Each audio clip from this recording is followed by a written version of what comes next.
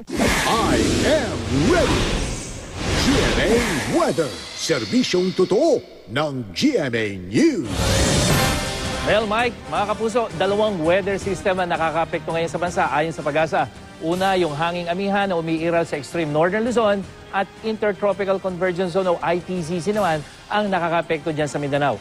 Sa datos ng The Weather Company, umaga pa lang uulanin na ang Kalakhang Mindanao. Katulad po dyan sa may Baungon, Tandag. Pagsapit naman ng hapon at gabi, katamtamang ulan naman ang asahan sa northern section hanggang dyan sa may Zamboanga Peninsula. Maulang panahon sa maghapon ng asahan naman sa Eastern Visayas, yan yung Samar Leyte area at pagdating ng hapon din at gabi, may mga pag-ulan na rin sa Western at Central section. Sa Luzon, mula umaga ay may katamtamang ulan na dyan sa extreme northern Luzon at may mahihinang ulan naman dyan sa northern at central section sa hapon habang magiging maaliwalas naman dyan sa southern part.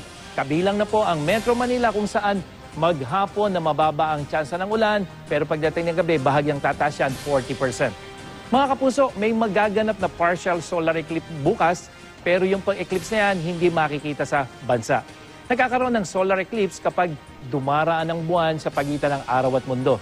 Tanging dyan lang po sa may North America, dyan sa Canada at USA at ilang bahagi ng Russia, makikita itong partial solar eclipse. Sa March 9, 2016 pa, sunod na makakakita ng solar eclipse dito po sa ating bansa. At ayon sa National Aeronautics and Space Administration, total solar eclipse ang magaganaw sa araw na yon. Yan ang latest mula sa GMA Weather. Ako po si Nathaniel Cruz. Magplano para sigurado. I am ready. Serbisyong totoo ng GMA News.